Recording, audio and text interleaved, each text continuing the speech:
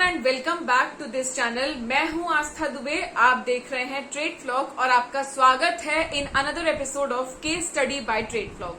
आज हम बात करेंगे भारत के one of the biggest online shopping app Myntra के बारे में कि मिंत्रा की शुरुआत कहां से हुई, बीच में मिंत्रा के ऊपर क्या चैलेंजेस आए, क्या इनका डाउनफॉल रहा और अब मिंत्रा किस राह पर अग्रसर है। तो चलिए बिना किसी देर से आज का वीडियो शुरू करते हैं।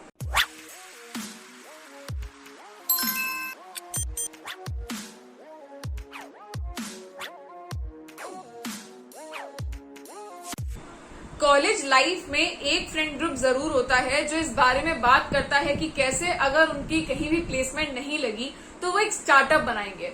उस स्टार्टअप के बारे में प्रॉपर बातचीत होती है चाय की टपरी पर कि वो कैसा स्टार्टअप होगा, क्या करेगा और उसका एकदम गजब बिजनेस मॉडल बनाया जाता है कि ये स्टार्टअप कैसे सक्सेसफुल होगा। आईआईटी कानपुर के एक ट्रायो ने यही किया और वो इसमें सक्सेसफुल भी हुए।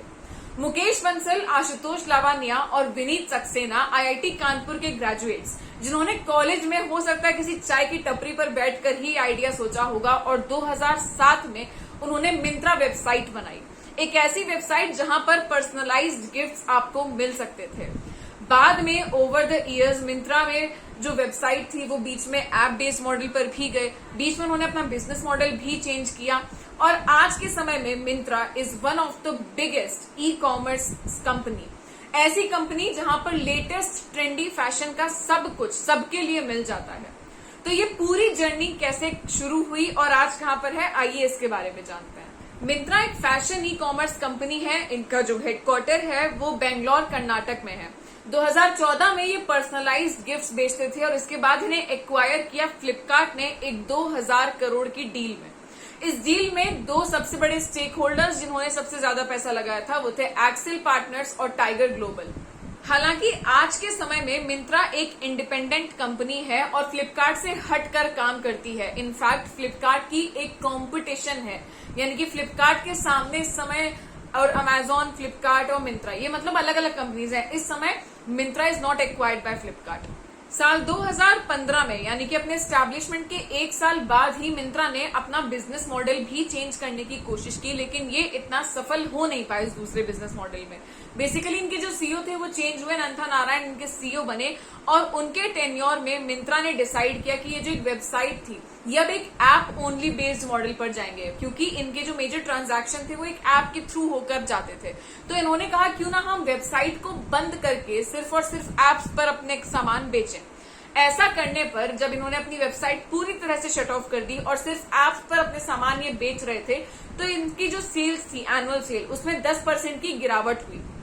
साल 2015 में जब ये मान लिया गया कि मतलब इनको ऐसा लगा था कि ऐप बेस्ड जो सेल होगी उससे इनके ऐप भी डाउनलोड्स होंगे तो इनके क्रेडिट्स और ज्यादा लगेंगे, लेकिन जब ऐसा नहीं हुआ तो साल 2016 में इन्होंने ये डिसाइड किया कि ये ऐप पर भी काम करेंगे लेकिन वेबसाइट को पूरी तरह से शट नहीं करेंगे और इन्होंने अपनी वेबसाइट को रीलॉन्च किया और अच्छे तरीके से रीलॉन्च किया। वेबसाइट में और ज्यादा फीचर्स डाले, एप्स में जो जो फीचर्स मिल रहे थे वो सारे फीचर्स वेबसाइट में डाले और उसे इतना इजी टू यूज बना दिया कि लोग वेबसाइट से भी शॉपिंग कर सकें और इनके एप्लीकेशन से भी शॉपिंग कर सकें।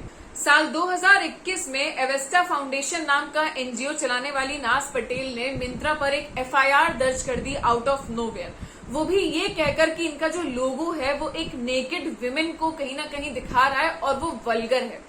ऐसा होने पर इंटरनेट दो भागों में बट गया, जिसमें एक भाग का कहना था कि नाज Patel is doing this for publicity, कि उनका एक पब्लिसिटी स्टंट है ताकि उनके एनजीओ को बहुत लोग पहचान जाएं, और दूसरे लोगों को उनका कंसर्न जेन्युइन भी लगा। इसके बाद हालांकि मिंत्रा ने अपना लोगो चेंज कर लिया। आप हमें कमेंट सेक्शन में जरूर बताइएगा कि आप ये जो वारदात हुई थी, आई एम वेरी श्योर आप इसके बारे में जरूर जानते होंगे और अगर नहीं जानते तो मैंने आपको भी बता भी दिया। तो आप इसके बारे में क्या सोचते हैं? क्या मिंत्रा का जो पहला लोगो था वो वल्गर था या फिर वो किसी विमेन को ऑब्जेक्टिफाई कर रहा था, और क्या मिंत्रा को अपना लोगो चेंज करना चाहिए था या नहीं? अपने बिजनेस को एक्सपैंड करने के लिए और अपने आइडिया के बारे में और लोगों तक पहुंचाने के लिए मिंत्रा ने एक डिजिटल फैशन रियलिटी शो भी शुरू किया जिसका नाम था मिंत्रा फैशन सुपरस्टार। बेसिकली एक इन ऐप बेस्ड फैशन शो है और लोग इसमें पार्टिसिपेट करते हैं और दूसरे लोगों को भी रेफर करते हैं, तो इससे मिंत्रा की ऑडियंस और बढ़ रही है।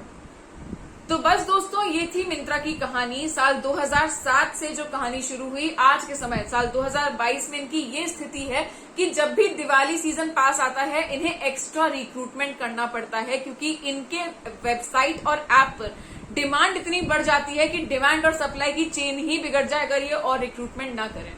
तो ये थी आज की कहानी। हम उम्मीद करते हैं आपको मजा आया होगा। Make sure you like, comment and share this video and subscribe to our channel trade flog.